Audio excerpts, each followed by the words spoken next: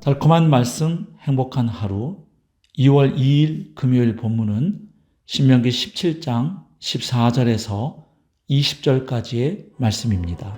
네가 네 하나님 여호와께서 네게 주시는 땅에 이르러 그 땅을 차지하고 거주할 때에 만일 우리도 우리 주위의 모든 민족들 같이 우리 위에 왕을 세워야겠다는 생각이 나거든 반드시 네 하나님 여호와께서 택하신 자를 네 위에 왕으로 세울 것이며 네 위에 왕을 세우려면 네 형제 중에서 한 사람을 할 것이요 네 형제 아닌 타국인을 네 위에 세우지 말 것이며 그는 병마를 많이 두지 말 것이요 병마를 많이 얻으려고 그 백성을 애굽으로 돌아가게 하지 말 것이니 이는 여호와께서 너희에게 이르시기를 너희가 이후에는 그 길로 다시 돌아가지 말 것이라 하셨음이며 그에게 아내를 많이 두어 그의 마음이 미혹되게 하지 말 것이며 자기를 위하여 은금을 많이 쌓지 말 것이니라. 그가 왕위에 오르거든 이 율법서의 등사본을 레위 사람 제사장 앞에서 책에 기록하여 평생에 자기 앞에 두고 읽어 그의 하나님 여호와 경외하기를 배우며 이 율법의 모든 말과 이 규례를 지켜 행할 것이라. 그리하면 그의 마음이 그의 형제 위에 교만하지 아니하고 이 명령에서 떠나 좌로나 우로나 치우치지 아니하리니 이스라엘 중에서 그와 그의 자손이 왕위에 있는 날이 장구하리라.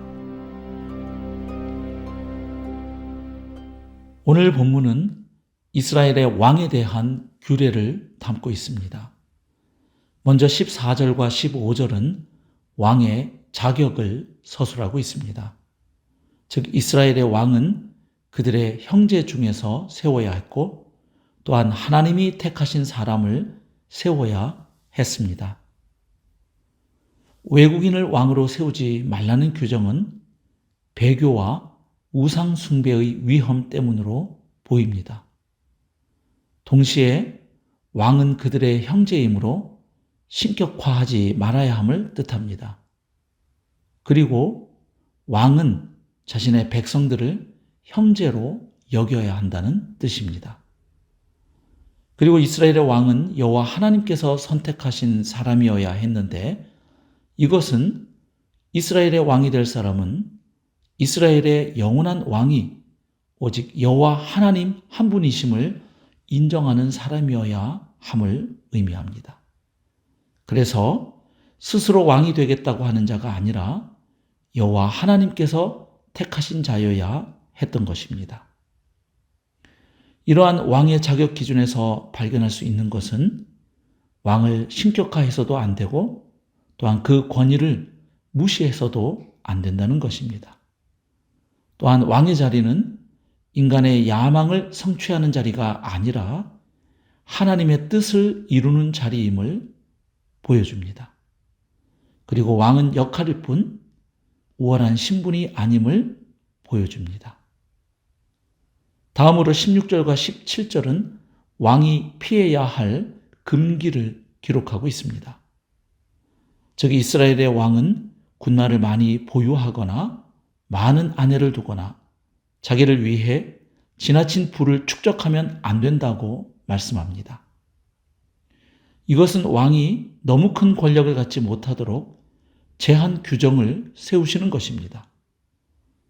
사실 앞에서 언급된 것들은 전부 세상의 왕들이 권력을 차지하거나 유지하기 위해서 혹은 권력을 더욱 강화하기 위해서 보편적으로 추구하고 동원하는 방법들입니다. 즉 많은 말들과 병거들을 통해 강력한 군사력을 확보하고 이방 여인들과의 결혼을 통해 외교 관계를 넓히거나 돈독히 하고 또 많은 은금을 확보하여 경제력을 든든히 하는 일은 세상의 왕들이 보편적으로 시도하는 상식적인 통치 행위였던 것입니다. 그런데 이스라엘의 왕에게는 이것을 금지하신 것입니다. 즉 세상의 방식으로 힘과 권력을 추구하거나 유지하지 말라는 것입니다. 결국 이스라엘의 왕이 왕으로서 제 역할을 감당하려면 하나님의 도우심과 인정이 절대적으로 필요하다는 것을 알려주시는 것입니다. 오직 하나님만 의지하도록 요구하신 것입니다. 마지막 18절에서 20절은 왕의 의무 혹은 책무를 기록하고 있습니다. 그것은 한마디로 하나님의 말씀을 늘 가까이 하여 그것을 통해 여호와 경외하기를 배우라는 것입니다. 사실 한 나라의 왕의 의무 혹은 책무가 얼마나 많겠습니까? 그런데 신명기는 단 한 가지를 강조합니다. 즉, 왕이 가장 우선해야 할 일은 하나님의 율법을 필사하여 늘 곁에 두고 주야로 읽고 묵상하라는 것입니다.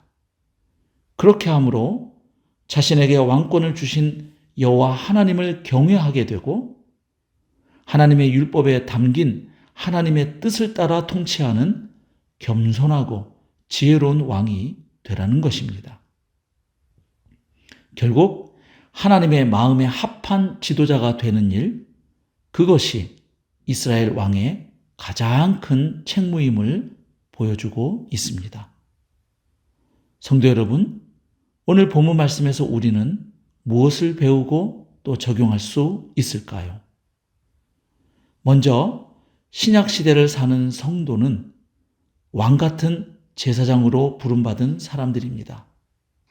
그렇다면 우리도 하나님을 경외하는 겸손한 마음으로 또한 하나님의 뜻을 이루고자 하는 열정으로 우리에게 주어진 사명을 감당해야 함을 배우게 됩니다.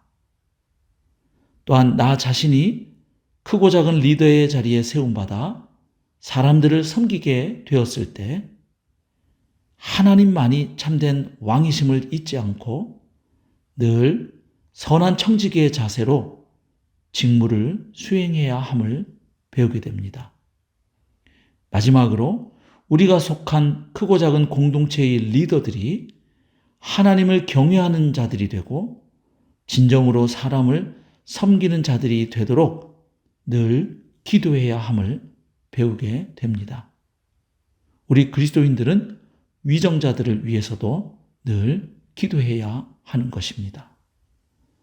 사랑하는 성도 여러분, 이스라엘의 왕이 자기 위에 진정한 왕이 계심을 늘 기억하고 평생 그분의 말씀을 읽고 배우고 그분의 뜻에 따라 통치해야 했던 것처럼 우리도 하나님의 왕되심과 주권을 늘 고백하며 하나님의 말씀을 늘 가까이 해야 하겠습니다. 특별히 어제부터 시작된 공동체 성경 읽기도 주님의 도우심으로 완독하는 은혜가 있기를 축복합니다.